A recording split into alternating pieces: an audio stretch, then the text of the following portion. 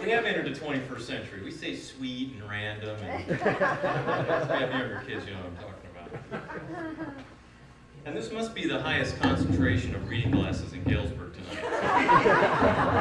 I will make that one acquiescence to my age. I was told to tell who I am. I think that's already been done for me. I live in Ankeny, Iowa, and I was in the youth group from approximately 1976 to 1980. True leadership is partly what you say, but it is fully how you live. I've had a lot of opportunity recently to reflect on some verses in Hebrews that I'd like to share with you. Hebrews 12:11 through 13 says, "For the moment, all discipline seems painful rather than pleasant, but later it yields the peaceable fruit of righteousness to those who have been trained by it. Therefore, lift up your drooping hands and strengthen your weak knees and make straight paths for your feet, so that what is lame may not be put out of joint, but rather be healed." Another translation renders verses 12 and 13 perhaps a little clearer to the way we would say it today. It says, "So take a new grip with your tired hands and strengthen your weak knees. Mark out a straight path for your feet, so that those who are weak and lame will not fall, but become strong." We're told by the writer of Hebrews that as Christians we're to do three basic things. He says, first of all, you're to take a new grip. Our hands get tired sometimes. He says, secondly, you need to strengthen your walk. And lastly, he says, you need to make your path straight. And the context that he's given us here, of course, is spiritual discipline.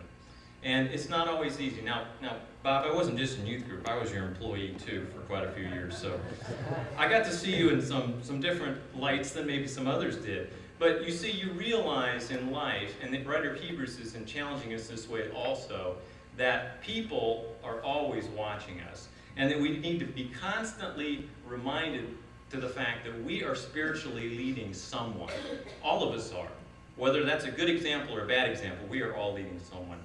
So it says basically that a spiritual leader then takes a fresh grip with their tired hands, strengthens their spiritual walk, and walks a straight path to God.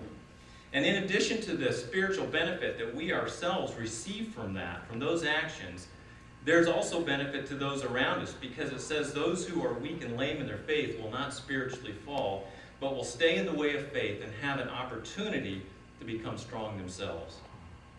And that's what I see in Bob and Lois.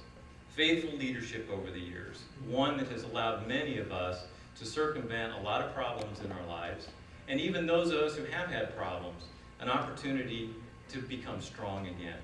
And so in that vein, it is with great thankfulness that I commend your spiritual leadership, Bob and Lois, and many others who have participated, because remember, true leadership is partly what you say, but it is fully how you live.